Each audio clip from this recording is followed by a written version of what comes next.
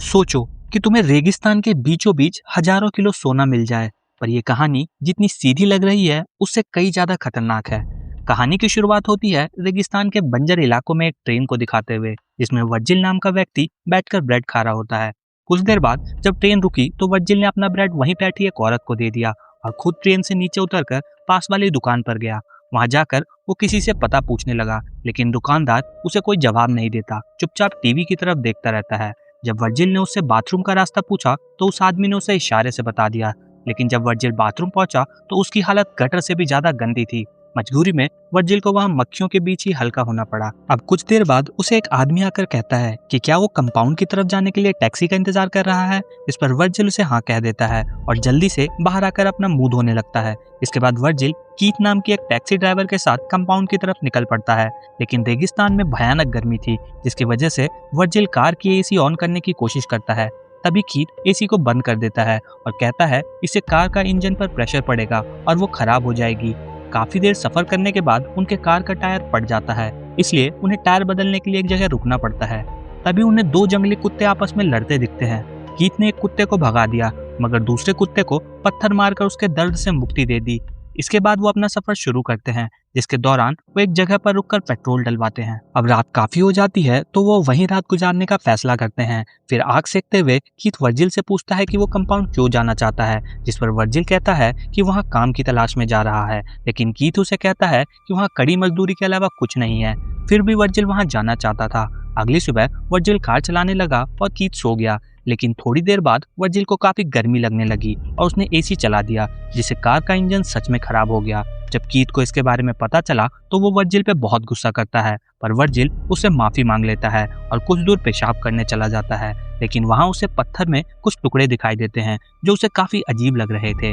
जब वर्जिल उन्हें करीब जाकर चेक करता है तो वो पत्थर सोने का था। ये देखकर वो जल्दी से कीथ को बुलाता है, लेकिन कीथ उसे कहता है कि अगर ये पत्थर जलाने पे काला ना हो तो ये सच में सोना है, मगर जलाने पर वो काला नहीं होता, जिसका मतलब था कि उन्हें सोना मिल चुका था। इसके बाद वो जमीन को खोदने लगे ताकि वो उसे बाहर निकाल सके, लेकिन ये सोने का पत्थर इतना बड़ा था कि बाहर निकलने का नाम ही नहीं ले रहा था। इसके बाद उन्होंने कार में रस्सी बांधकर उसे निकालने की कोशिश की, पर यह आइडिया भी फेल हो गया। फिर शाम हो गई और कीथ लकड़ियां ढूंढने निकल पड़ा, क्योंकि यहाँ जंगली कुत्ते रहते हैं जिन्हें सिर्फ आग की मदद से भगाया जा सकता था। इसके बाद वर्जिल ने भी कीथ के साथ लकड़ियां जमा की और फिर दोनों आग जलाकर बैठ गए।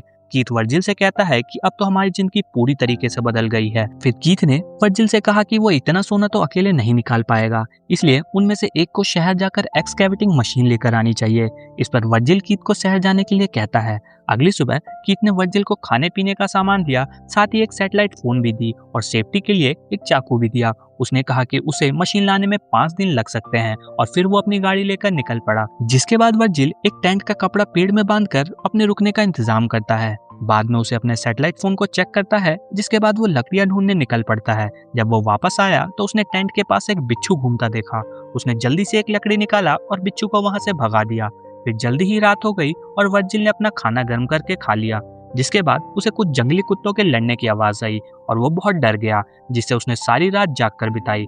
खैर अब सुबह हो गई थी, मगर वर्जिल बहुत थक चुका था। इसके बाद वो हल्का होने जाता है, लेकिन वहाँ पानी का इस्तेमाल नहीं कर पाता क्योंकि काफी गर्मी थी और वो रेगिस्तान में था और उसके पास पानी की भी कमी थी।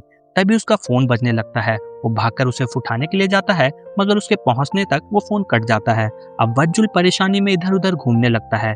थोड़ी दूर उसे एक टूटा हुआ प्लेन दिखाई देता है।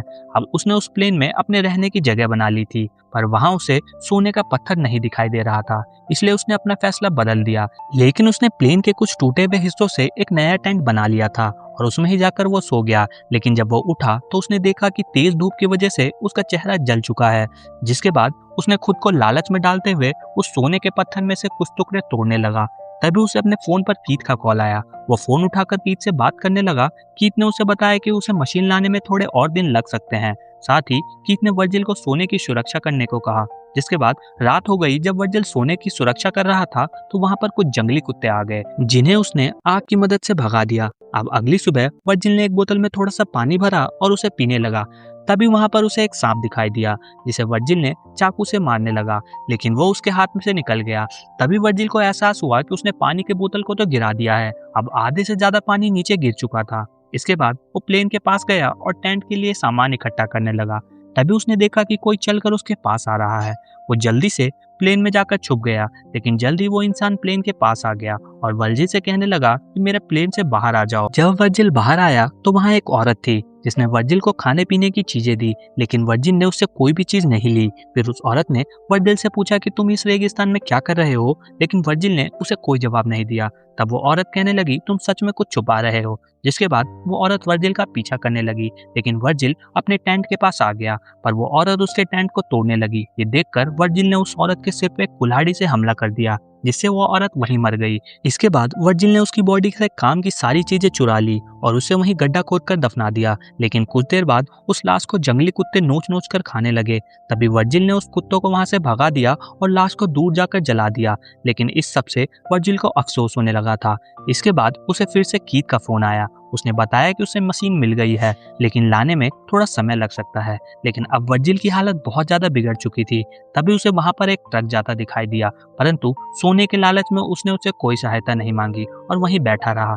इसके बाद जब वो रात के लिए लकड़ी इकट्ठा कर रहा था तो वहां रेत का तूफान आ गया, जिससे डरकर वो अपने टेंट की तरफ भागा। लेकिन वो तेज तूफान उसके टेंट के सामान को लेकर उड़ गई। अब वर्जिल अपनी जान बचाने के लिए उधर उधर भागने लगा, जिस दौरान एक पेड़ की टहनी उसके पेट में जा लगी और जब उसकी आंखें खुली तो वो पूरी तरीके से रेत में धंसा हुआ था। लेकिन अब भी उसके पेट में वो टहनी लगी हुई थी। अपने जख्म को बिना भुलाए सीधा सोने के पत्थर तक भागा और देखा कि सोने का पत्थर तो वहीं था, जिसके बाद उसकी जान में जान आई। इसके बाद वर्जिल ने अपने पेट से टहनी निकाली और अपने घाव पर गर्म बोतल का ढक्कन गर्म करके लगाने लगा, जिससे उसे बहुत दर्द हुआ और वो वहीं बेहोश हो गया। उसके बाद जब उसकी आंखें खुली तो वही औरत उसके सामने तीर कमान लेकर खड़ी थी, जिसे उसने मारा था। खैर उस औरत ने उसे पानी पिलाया और वहां से चली गई। थोड़ी देर बाद वो औरत कहीं दिखाई नहीं दी, जिसके बाद उसका फोन फिर बजा और वर्जिल ने कीथ को उस औरत के बारे में बताया। तब कीथ ने उसे औरत को मार देने के लिए कहा।